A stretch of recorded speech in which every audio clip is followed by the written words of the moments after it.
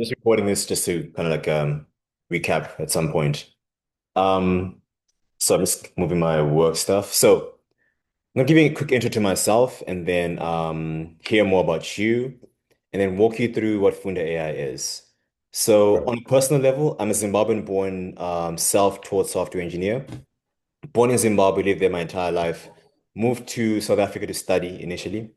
I did law. I knew that it wasn't the career for me, but it was like, I got to finish what I started. After that, I started learning how to code on my own. Um, I found software engineering intimidating, to be honest. I thought like only the smart guys do that. So I settled for like just analyzing data sets. And then I found myself becoming a data analyst, data engineer or analyst rather. I worked at Google, different places. But in my spare time, I always had this entrepreneurial like urge. So initially I'd always find like, let me find a co-founder to build stuff for me or something along those lines. At some point I realized that like finding someone to build for you who's not as passionate as you are is like it's very annoying. So I started like looking through their code and just like started like toggling with things myself. Then I got into building more and more often. And it became like I want to say a passion. I didn't see it that way. I was just building stuff. So I was a data analyst by day, but software engineer after work and sometimes during lunch breaks. So I moved to the US about 5 years ago.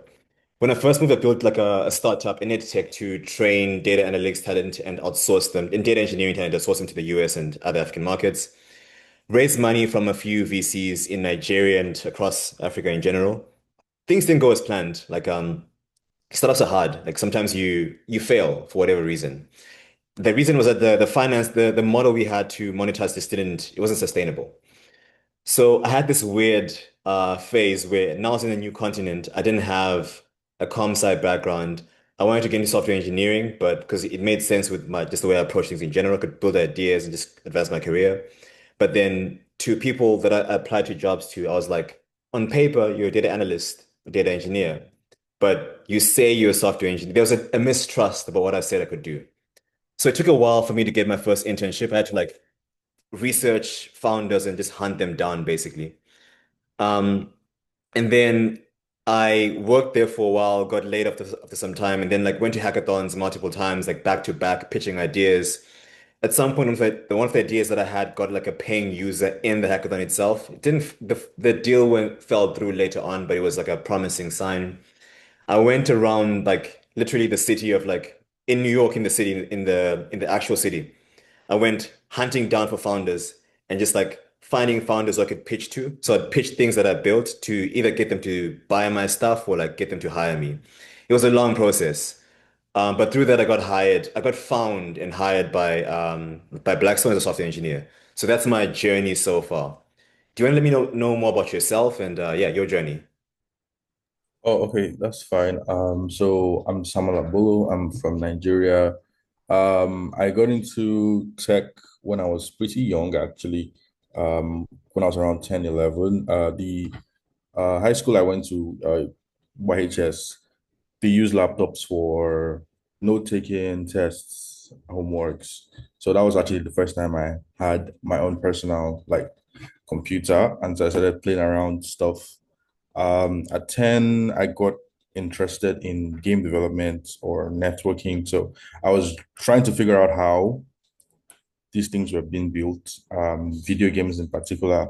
I played around with some no-code game engines that I found, played around with Scratch, with WinFoot, to mention a few. Then eventually I discovered what programming was from one of the computer studies teachers, and I started learning C++. Even though I didn't really go too far in C++, I switched over to PHP.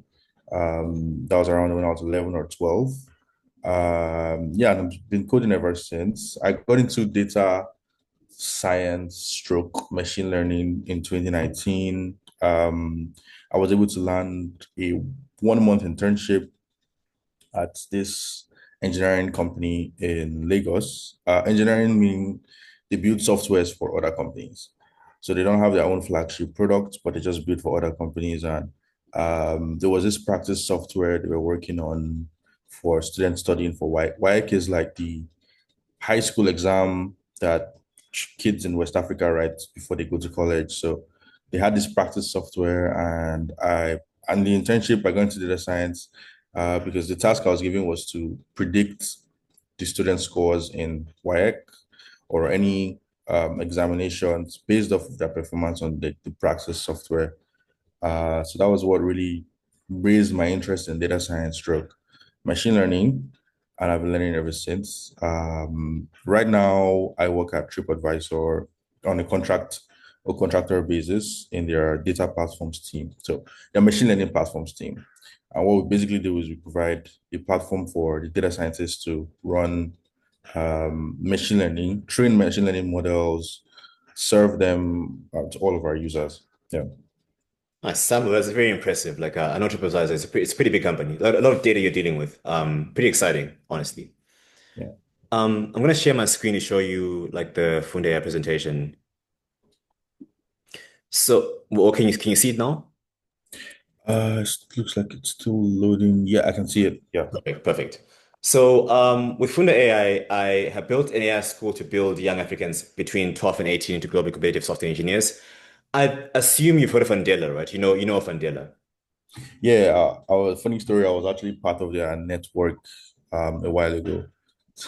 I like their mission, and I genuinely believe that we have a lot of talent in the continent.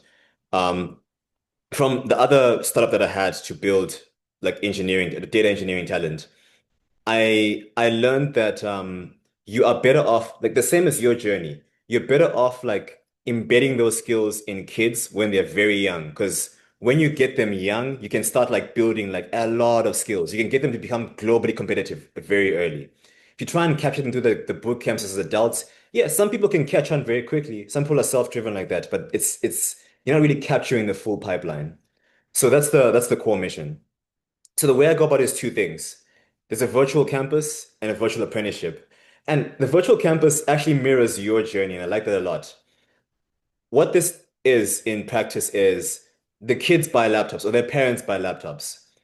Now, I configure the laptops to have an offline AI brain, like a local LLM model, essentially. Um, and then what's happening, just to technically break it down in the actual details. The laptops run on Linux for two reasons. Parents spoke about how they don't want their kids to look at inappropriate sites. Linux allows for just greater control in general. Another thing is that I believe Linux is a good it's a good framework or good operating system to allow to build an engineering mindset because of the reliance on the terminal heavily. So it makes sense for just building that mindset. There's an app store that I built. The app store is to distribute these AI tutors as desktop apps. Just Python apps that are packaged as desktop apps using PyInstaller. That's essentially what's happening. There's obviously underneath that app store is a subscription layer to check if the user subscribe, all the other like subscription layer stuff. But after that, there's like the AI tutors themselves, which the whole purpose is to think of AI tutors as um, maybe lecturers in a university that teach a specific skill that help build that ability to think like an engineer. So whatever helps you think like an engineer right now, think of it as like sorry, there's noise outside, but like a way to build that problem-solving skill, if that makes sense. So Yeah. one thing that I acknowledge is that the act of self-learning is very difficult, even for adults who are driven. Now, for kids, if you give them a laptop unsupervised, unless this kid is just super driven and some different kind of kid, they're gonna play games. They're gonna play games all day. It's expected. But now to reinforce that learning loop, there's the virtual apprenticeship. Now, this is where a conversation comes into play. So I find other engineers who are passionate about helping build future engineers. I discuss with these engineers to kind of find ideas they have around AI tools they want to build to help kids think like them. So say me and you have this discussion. You have an idea of what you want to build. We scope it out. Now, look, personally, I enjoy building. I love building. It's like I can build on a weekend. I love building in general. So I will help you build to just get things done faster. Now, because we're working asynchronously, I must then create tickets to manage our tasks. But in Yeah. so doing, some tickets will be so small, like maybe design a button or style a button. There'll be small things we can then give to kids. The kids can then, guided by their mentor, work on those tasks. give them practical experience to building things themselves, and then they push the code. We review the code as though we're reviewing a an intern's work. Give them a review, whether it's text, video. They get the review. The mentor uses that review to explain things to them and teach them. That cycle continues. So the assumption here is that when you find the kids who have that engineering inclination, that excitement for engineering, you get them in an apprenticeship. They build stuff. They see the stuff they're building in their virtual campus and use it in a valuable way. That's very empowering. For me, that's what really got me hooked on engineering. Like building something, seeing it work and playing around with it. Yeah. I believe the same thing would apply to kids. It keeps them very, very engaged. Once you have a child's mind engaged, these children are like sponges. They're dangerous. They will learn so quickly, in my opinion. But that's how it works in a nutshell. Do you have any questions so far? No, at this point, no. Yeah. Okay. It's just like All right. spelling out what I already mentioned. Like the laptops come with like Cursor pre-installed just because it's a valuable tool to use in my opinion. And then in terms of what it's currently been done, I built an MVP. The MVP is like I got a MacBook Air, like a 2013 MacBook Air. I got like a DeepSeek Quinn 1.5B model running locally. Now look, the local model is not really doing much. Like I have two AI tutors that I built already. It's really handling the small tasks. For example, one tutor that I built is like an exam preparation tutor. It has past papers that I scraped, like 2,000 past papers. So it gives you a question for a subject. And then what I'm passing in the question, the answer schema, and the child's answer and saying, hey, mark this based on this answer schema and give some feedback. So those simple tasks it can handle pretty well. But like anything beyond that, it's not really that useful. But what's actually happening is that I synchronize with larger open source models whenever they're online. So I create like the what's the word term? I create the perception that things are happening offline, but in reality, whenever they're online, I just get responses from the open source models. I cache them, I store them locally on the laptop. Then it creates that experience like, oh, it's happening offline. So anyway, this MVP launched. My nephew, who's 12 years old, he's self-driven.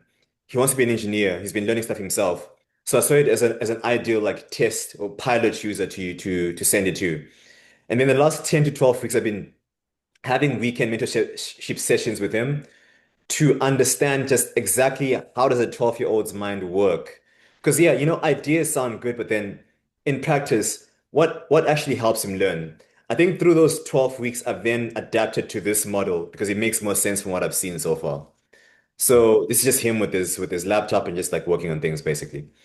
I think I've walked you through more or less like the gist of everything.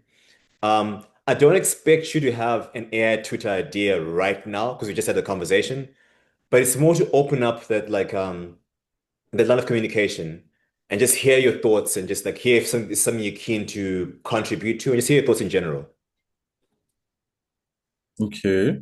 All right. So just to be sure I understand the gist. So the whole concept of AI tutors is more or less real life software engineers creating, should I say, AI personas of, say, their own engineering work ethic and engineering ideas. So students have constant access to these AI tutors, ask questions, review code. Yes, that's yeah. So I would say that each engineer has a different idea of like the skills that help them in their profession. For Mm. example, one thing that I built for him is that an AI tutor that helps him build projects because that's what helped me get into software engineering, just building things constantly. So that's my idea of like what's important to him. So there's an AI tutor that does that. And in the process of, because again, another key part that helped me at least get into software engineering was open source communities. And I've seen that with many engineers in general. So in light of that, I think it makes sense having engineers tell you what they think is useful for them. And then we build that out. And then while we're building out, we harness like open source, like the power of open source to get kids involved in like the building process. They basically learn through open source essentially. They learn through open source, like resources, if that makes sense. So that's the gist of it. That makes sense. And then these AI tutors, they're going to be on the App Store that you've built. Yes, they pay subscription to just like access like because I'm using an open source like I'm using Grok, the aggregator of like AI tutors, I mean of AI models. Yeah. So I use Grok to like I use DeepSeek in Grok specifically. So there's costs that I incurred from that. And then I'm going to be hiring a mentor. Right now I'm going to be the main mentor myself. I'm going to be hiring a mentor. There's costs that are associated with things in general. So they Okay. pay a subscription on a monthly basis. But for the actual AI tutors, they just all of them are available for free. That's the idea. It's a core idea. Oh, okay. That makes a lot of sense. Yeah, I think I like the idea. Um, I think another, maybe just say potential point of, should I say, collaboration would be if there's a way open source tools built by the mentees could also be probably available on the App Store as well, maybe like a different section. And maybe that way kids could see tools, maybe not necessarily downloadable, but just showcased so they could see what other kids are also building, Mm, uh, play around with it. I like that. I like that. Like collaborate, like maybe kids collaborating to build something. I like that a lot. I like that a lot. No, I like that a lot. Actually, I like that really, really, really a lot. I'm just gonna take that down somewhere because I was thinking about how to get kids collaborating, honestly. Because I think collaboration is very it gets them even more engaged if they can get like building with their friends. It becomes a fun activity they do like in their spare time. So that's pretty useful. So what I'll do is like I'm going to summarize this call like, via email. I will send you a link to the repo, to the architecture, to the README, to so there's Discord channel that I have with other open source engineers. I think there's six, seven of us at this point. I will send you the link to that Discord channel. And then we can re-engage, maybe say in 7 days, if you have an idea of what AI tutor that you want to build. I can share with you ideas that other people have thrown around. And then we can just continue the discussion on Discord. Does that sound good to you? Yeah, that sounds perfect. All right, Samuel, I'm going to have to like make a push to prod in a few minutes. So I'm gonna try and prepare for that at work. And then like yeah, I'll send you the email to that. All right, definitely. All right. All right, man. Have a good Yeah, day. Okay. yeah. Cheers.